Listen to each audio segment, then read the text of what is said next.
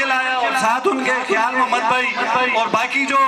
نعید الرحمان صاحب اور جتنی بھی آپ کی ٹیم ہے، غفار صاحب، انہوں نے اتنے اچھے طریقے سے، اور آپ تنے منہ بچوں نے، آپ کے اساتذہ کرام نے، آپ کے والدین نے، جنہوں نے آپ کو تیار کیا، اتنا اچھا پروگرام ترتیب دیا ہوا تھا کہ میرا دل چاہ رہا تھا کہ یہ پروگرام چلتا رہے اور ہم اسے دیکھتے رہیں۔ بہرحال وفا کی اور اس عیدگاہ کی اور پکھل کی غیرت مند سرزمین سے آج یہ آواز اٹھنی چاہیے، مسلمانوں سنبھل جاؤ، سنبھل جانے کا وقت آیا، بہت سوئے ہو اب ہوش میں آنے کا وقت آیا، جلا ڈالی تھی تم نے کشتیاں اپنی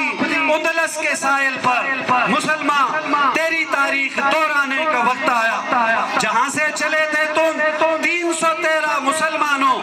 انہی راہوں پہ واپس پلٹ جانے کا وقت آیا، اور یہاں پہ موجود نوجوان اساتذہ کرام اور آپ بچوں سے تپش سورج سے لو اور آسمان سے بجلیاں چھینو، کفر کے آشیانے پہ آگ برسانے کا وقت آیا، سنو مسجد اقصیٰ سے کیا آواز آتی ہے، سنو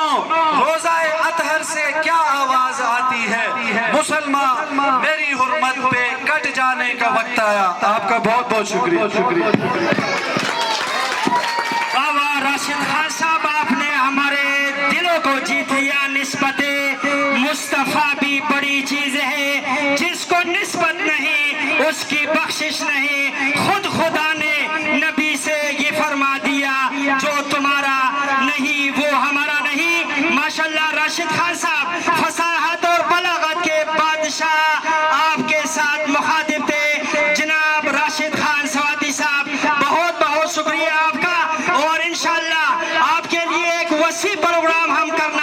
کریں گے انشاءاللہ ان قریبی میں، جس کے چیف گیسٹ ہی آپ ہی ہوں گے۔ آپ نے تو آج اپنے خطاب سے غلام غوث ہزاروی کی یاد تازہ کی، آپ نے اپنے خطاب سے علماء کی یاد تازہ کی، میں مبارکباد پیش کرتا ہوں۔ آپ ایک سرکاری ملازم ہونے کے باوجود بھی اتنے کھلے اسٹیج پر رسول اللہ صلی اللہ علیہ وسلم کی دفاع کرتے ہیں۔ ہماری دعا ہے عرش اور فرش کے مالک سے اللہ کریم آپ کو دن دگنی رات چگنی ترقیاں نصیب فرمائے۔ میں آخر میں آنے والے تمام مشران، تمام نوجوانان اور جن کو مائک پر ٹائم نہیں دیا، ان کو انتہائی ادب اور احترام کے ساتھ معذرت خواہ ہوں۔ آج تو بجلی نے ہمارا ساتھ نہیں دیا، لیکن مائک نے بھی، اسپیکر نے بھی ہمارا ساتھ نہیں دیا، تو مائک کے لیے بھی میں معذرت خواہ ہوں۔ انشاءاللہ